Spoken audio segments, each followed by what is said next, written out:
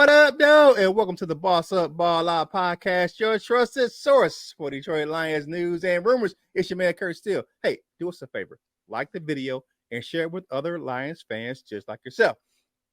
If you like the content, subscribe to the channel. Now it's time to bring in my co-host for today. First up is our resident defensive line coach and executive chef, the Wolver Lion, Coach Mike Jones. What's going on, Coach? What's going on, man? How y'all doing today? Man, and y'all know who it is. It's the adventure of Thirsty Thursdays, baby. Over on Instagram, it's my man, LL Cool Torrance. What's going on, my G? What's up, y'all? Good morning. Happy Monday. Okay, if you're new to the channel and you don't know how the show works, here is how we get down right here on the Boss Up Ball Out podcast. We look at Lions news, headlines, or takes. If we agree, we say it's bossed up. If we disagree, we say it's balled on. And we give our reasons why we agree or disagree. Now it's time to take a look at the topics of today. Who are the Lions' biggest threats in the NFC? Lions offensive skill position players or the playmakers ranked third in the NFC North by ESPN. And is it really Super Bowl or bust, like they say over there, over on my man Dew Crew Lions Talk Live? You know how he says it, Super Bowl or bust. But we're gonna get into all that. But first of all, I'm gonna kick it to my man, Coach Mike Jones. He gonna talk about who is the biggest threat to the Lions this year in the NFC. Yes, sir. And I got three of them. I got three people. First off, you got to start with the Green Bay Packers, right? Because first of all, they're in the division.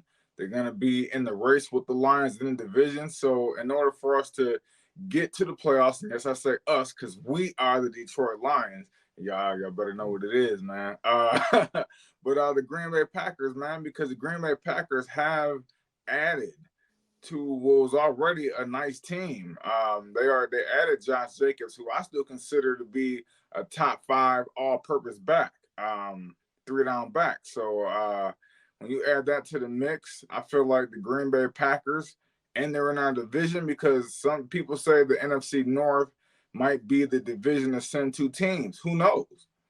They can only send 1 team. So we got to beat out the Green Bay Packers to get to the playoffs first and foremost. Number 2, the San Francisco 49ers. I mean, you can't argue with it, man. They done been to, I think, 3 Super Bowls in like the past 15 years, two Super Bowls in the past 5 years. They've been to 4 out of the last 5 NFC championships. I mean, you just can't, you know what I'm saying? You can't deny that, man. The culture they built there is right now it's second to none in the NFC. We trying to get there, but as of right now, they're the top dogs. You can't really argue with it. And the third and final team is our mofo selves, man, because we should have went to the Super Bowl.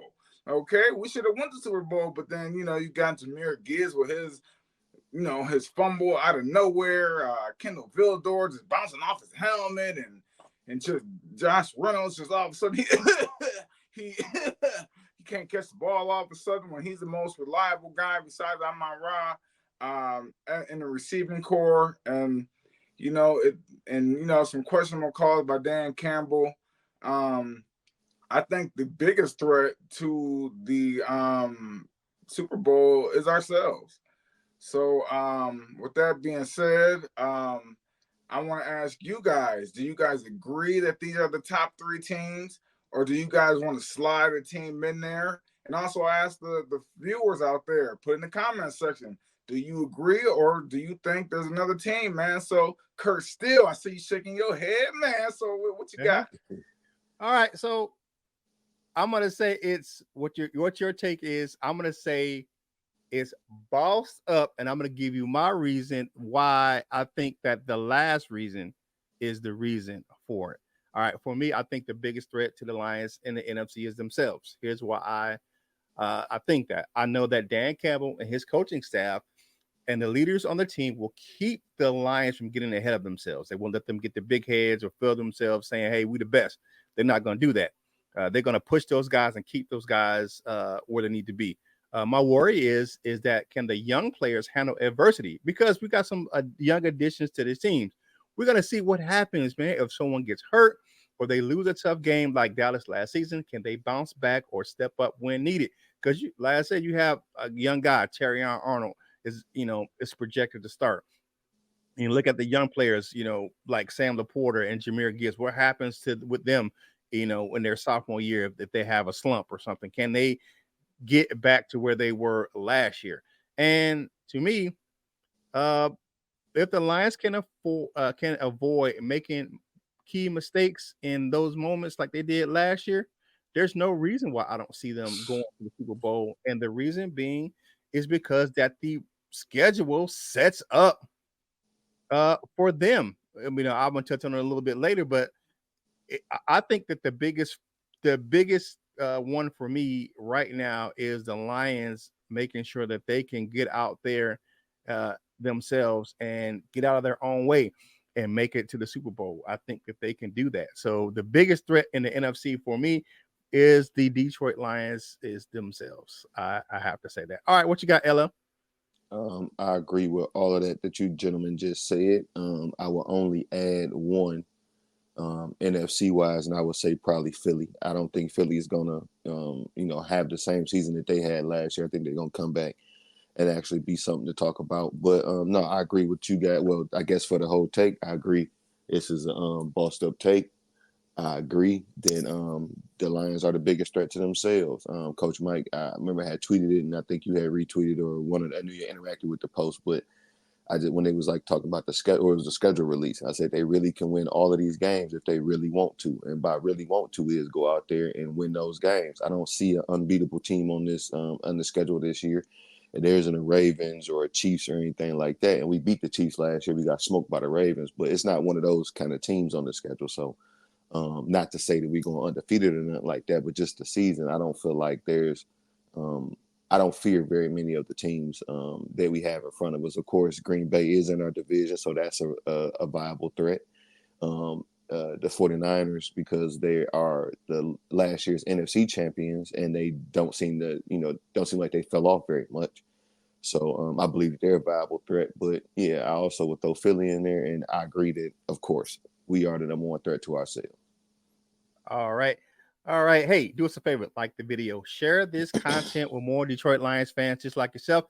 We're getting close to our goal of 2,000 by the end of August. So we're at 1659 right now. So go ahead, hit the subscribe button. And it's free. It's free. It's free 99 and 50 free cent. So go ahead, hit that subscribe button, man. Help the brothers out right here on the Boss Up Ball Out podcast. All right, next up. Whew. I swear I looked at this list and I was a little bit like, what? All right. So the Lions offensive skill position players, particularly the playmakers, were ranked third in the NFC by Bill Barnwell of ESPN. If you look at this, Bill Barnwell rated the Lions skill players seventh overall on his list. Now, skill position players mostly but the most time include the quarterbacks, the running backs, wide receivers, and tight ends. However, this list excluded quarterbacks because they said just playmakers. So the Bears were ranked number 6 on the overall list, and then the Vikings came in at number 5. So that gave us the third in the division overall. Because if you look at the Packers being the only team that's rated lower or higher than us, lower than us, that put us third in the division. Now, this take is a major, because I'm going to call it first. I think this is not bossed up, man. I know people will say, well, look at the Bears, what they added this offseason. Keenan Allen, Roma Duze. He mentioned Cole Kmet and DJ Moore, part of that receiving core, which is a good receiving core. I ain't going to lie to you and say it ain't good. But then their feature back is running back Khalil Herbert. Okay, he's a good guy. I won't say I don't know. I'm not saying he's the best. I'm not saying he's good. Now, we look at Minnesota. We know what Justin Jefferson can do. Jordan Addison is a talented young wide receiver. And then TJ Hawkinson, once he gets healthy, their feature back is Aaron Jones. We know who he is because he came over from the Green Bay Packers. Now, this, like I said, I think this is balled on for me.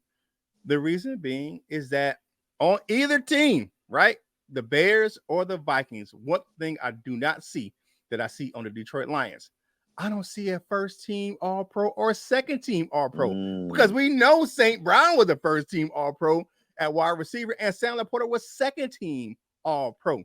And guess what I didn't see? The depth at running back, because guess what the Lions have? They have two running backs that can put up 1,000 yards on the ground. Just saying. I mean, I don't see that. I see one maybe on each roster with Josh Jacobs and Aaron Jones over there in Green Bay. I mean, in Minnesota. But AJ Dillon's not 1,000-yard back. He's just not. And then Jameson Williams is set to have a monster season at wide receiver number 2 for me. Just for me. Y'all let me know.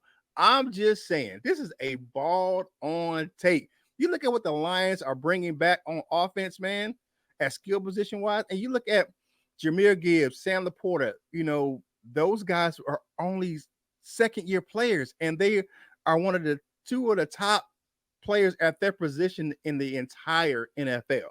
So, for me, this is a balled on take. My man, Coach Mike Jones, man, you up first, man. What do you think about the Bill Barnwell ranking the Lions offensive skill position playmakers 3rd in the NFC North and 7th overall? That is a Boston take right there, man. He got to be out his damn mind. First and foremost, like you said, Kurt, Sam Laporta and Jahmyr Gibbs are the best at their position in the whole division. So when you take that they didn't include the quarterbacks, and you say there's 3 position groups, running back, tight end, and wide receiver, and we got the two best in those groups, how can you rank us 3rd? You can say that our receivers are improving or something like that, man, but that's just one position group. So if we top 2 out of 3, then how can you put us 3rd? It don't make sense to me, man. That's balled on. Yeah, definitely. All right, what you got, LL? Of course, it's a ball don't take, man. They got us 3rd in the NFC North. If we 7th overall and we 3rd in the NFC North, that means we still in the top of the NFC. But still, man, nah, not a chance in this world. Well, I shouldn't say that, but nah, man. Green Bay, they have those young wide receivers and all of that. Maybe that's why they did that. They have young tight ends, and they brought over Josh Jacobs, not to I guess wish bad on him, but let's not forget. I don't know if y'all seen that clip of him earlier this offseason. He was riding on a 4-wheeler and flipped off that mug. I'm guessing he's okay. But one thing that I would like to bring up is a few years ago, kind of similar situation. Lamar Jackson was seen in a video clip playing beach football, ended up hurt, running and falling down and flipping over and stuff like that. And they said he wasn't hurt, or he was okay and everything, but he ended up missing some significant time by the end of that season. A lot of people forgot about that whole summer thing and all that. Not saying it was correlated, but it probably was. So again, not saying that he's going to be hurt, but let's just say maybe he's feeling some after effects from that. And I don't. Even if Josh Jacobs is fully healthy, the Green Bay Packers offensive line isn't really that good. So I know they only counting the skill positions, but the offensive line is going to help that skill position. So wouldn't put them there. And then Green Bay, of course, where they got Justin Jefferson, who everybody loves. They got Jordan Addison, who's a really good football player. Their tight end is hurt right now, so we know how we gonna do with that. And then they brought over Aaron Jones, another not to say he's recycled, but I actually like Aaron Jones, but I don't really see what he's going to do. And again, Vikings offensive line isn't really that good. I think that their offensive line is worse than the Packers, and he didn't have that great of a season for the Packers last year until they actually wanted to run the football.